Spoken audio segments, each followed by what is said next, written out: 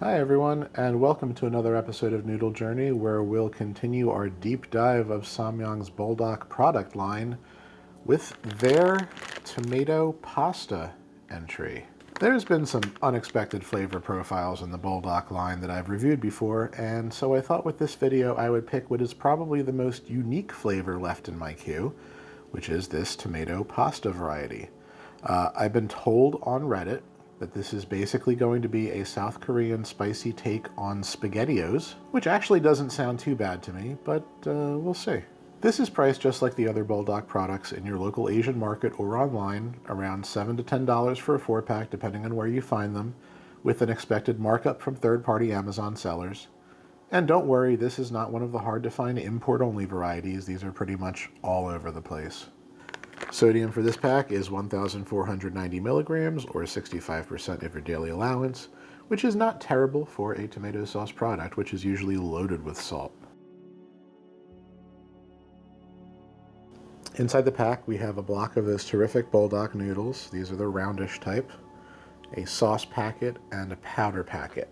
The sauce packet contains ketchup, sugar, and various spices and extracts, as well as some cheese sauce made from both mozzarella and cheddar. Also, as a warning, these are not vegetarian this time around because this pack contains oyster sauce in the ingredients. So watch out if you don't eat shellfish. And yes, I double checked, it is actual oyster sauce made from actual oysters and not the vegetarian approximation that you might see in other products. The powder packet is more dairy overload in powder form, including mozzarella and cheddar again, along with camembert and Gouda, or Gouda, if you can believe that. So cheese in here and cheese in here. Those are basically the same 4 cheeses that you get in cream carbonara and quattro cheese, just clearly in a different form. Based on my experience with the quattro cheese variety, that is a nice variety of cheeses, just saying. There is also parsley, basil, and oregano. So this really seems to be embracing a true Korean-Italian fusion like the carbo noodles did, rather than just phoning it in with some tomato in the sauce pack. So, cool. Let's cook.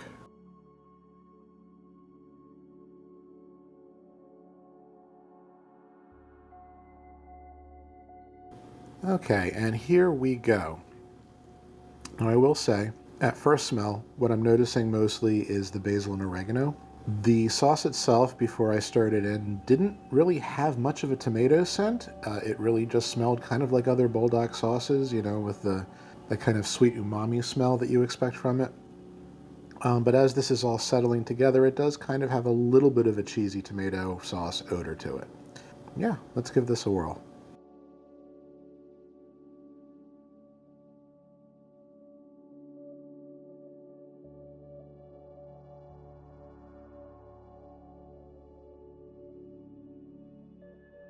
Alright, so talking about the noodles first. With a name like tomato pasta, you might think that these are wheat flour and egg noodles. They're not. They're just the same normal Buldak noodles you get with the other varieties. No egg in them, which is fine. They work well enough with a tomato-based sauce like this, and I'm not mad at them. I always give this style of noodles an 8 out of 10. These are no exception. Good noodles, 8 out of 10. The spice level is right up there with the regular black packaged hot chicken Buldak flavor. It is hot. I'm certainly going to be editing out multiple coughs and throat clearings. Yeah, this is pretty spicy. 8 out of 10. And so let's get into the overall flavor here. And I want to start, at the risk of sounding like one of those really shitty recipe blogs where somebody has to give you their life story before they get to the actual recipe. But let me just say, by percentage, my ancestry is mostly Italian. And I don't know that I would necessarily say I'm a tomato sauce snob, but you know, I buy the good stuff, or I make my own. And so I'm a little biased as to how I like my tomato sauce. This is not great tomato sauce. Nobody is going to mistake this for a jar of Rayo's or anything like that, but it's not bad. It really, really tastes more like somebody took the Buldak sauce, added a little bit of tomato powder, basil, and oregano, some Italian cheese, and called it a day. I was a little panicked when I saw ketchup as the first ingredient in the list, but it doesn't come off as very vinegary or ketchup forward. It balances out pretty nicely. So more or less, you still have a sweet and smoky Buldak sauce with some acidic tomato, some added sweetness, and then some good herbaceousness from the oregano and basil, and just that stinky hit of Italian cheese. Stinky in a good way, of course. I love Italian cheese. The description that I've read online of calling this a spicy version of SpaghettiOs is not that far off. It does have that kind of budget tomato sauce taste, and that's not necessarily a bad thing if that's something that you like. It's not my favorite. I don't think I would buy it again, but it's also not the train wreck I was sort of expecting it to be. So I am comfortable giving this an overall score of 6.5 out of 10.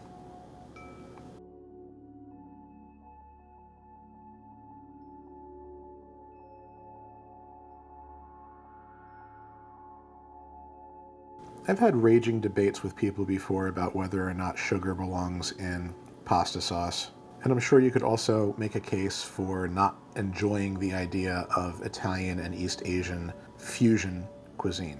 But I think if you like the ingredients in this and are looking for something a little bit different than the standard Buldak flavors, this is probably worth a try. I myself will not be buying this one again because I don't think it's really that remarkable or different from the other flavors, but it's decent for what it is. And it's also probably really easy to spruce up because you could just put some Parmesan cheese in this. Hell, when the camera turns off, I'm going to put some of my kids' leftover chicken dino nuggets in here. So you could make something really substantial out of this very easily. That being said, I think there are better Buldak flavors out there, so nobody would blame you if you gave this one a pass. So let me know in the comments if you've tried this one, what you think of it, if you've had any other spicy tomato-based instant noodles before and how they compare, or just ask me any questions and I'll be happy to answer them. We've got more Buldak goodness coming up in the next video, so I hope you'll stay tuned for that. Please remember to like this video and subscribe, and I hope to see you on the next episode of Noodle Journey.